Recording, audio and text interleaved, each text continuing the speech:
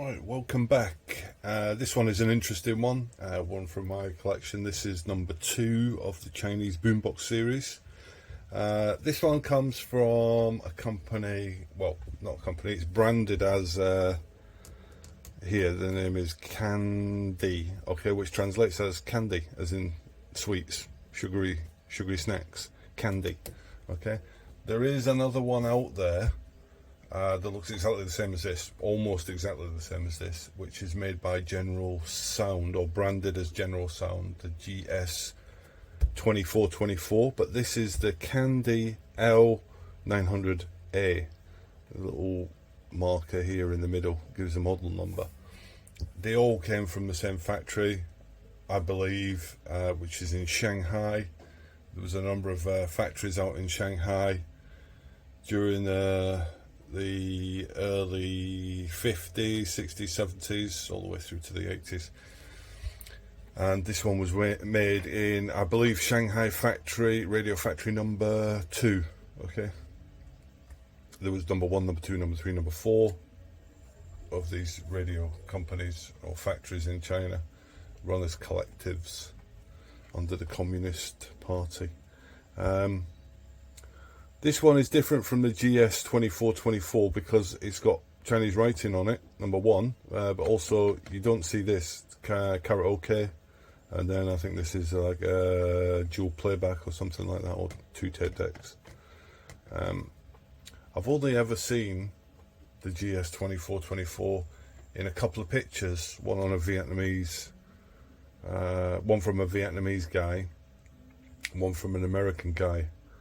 I think it might be the same one, because here, I'll show the picture here, this is missing. Well, actually the whole label is missing here, but it looks like the graphic equalizer is either missing or something wrong with it, because it doesn't look correct.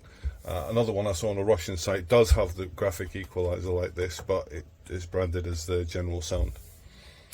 Okay. Both decks do work, although they sound slightly different. Probably need a clean.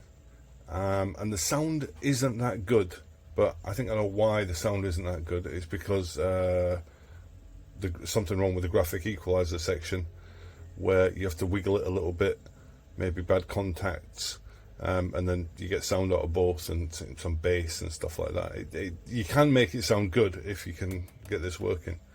So what I'm going to do later on is I'm going to open it up and try and clean it on the inside. But yeah, so let's get back to what the features are. So it's only got the radio, so it's got shortwave, medium wave, and medium wave is separated into AM and FM. High-speed dubbing, tape A, tape B, I think. External mic left and right for karaoke function. Radio and tape button select, and then you can turn the lights on and off here. This is the power button. Tuning down here, and 2 volume controls, one for the left, one for the right, along with the graphic equalizer. So when it does play music, the lights do sequence up, but you have to wiggle this graphic equalizer section to make it synchronized. Otherwise it just goes around in a circle like this, basically. So yeah, I'll give it a play and see what you think. Okay, so I have to wiggle it to get both speakers to come on. That's not too bad. Okay. So it does work, but you see, it didn't sequence properly with the music. If I turn it up really loud, it does seem to work. So possibly by opening up and cleaning it, we'll see if I can fix it. Okay, let's turn it around. See the back. Okay, typical setup with the speakers, using these plugs. One thin, one very slim jack, and the other one is like a 3.5 mono plug for the left and right speakers. Central section gives you the model number, and then some information about where it was made. So it's made in China by the Shanghai company. Yeah. If we open up the battery compartment. There's a label inside here. Okay, I'll flash it up on the screen. Okay, this looks like the manufacturing date. So it says the 9th month of 1990. So what's that, September 1990. So it's coming up for 33 years old, this. And cosmetically, you know, it's really good. Everything seems to be looking good on the outside. There's a couple of little dings here, but somebody's polished it up before I got it. I haven't cleaned it at all. 220 volts, 50 hertz, so won't work in America, or it will sound slower in America, I think.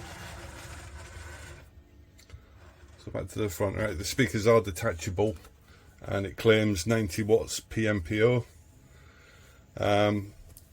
Dual speakers, but it looks like these tweeters are very small.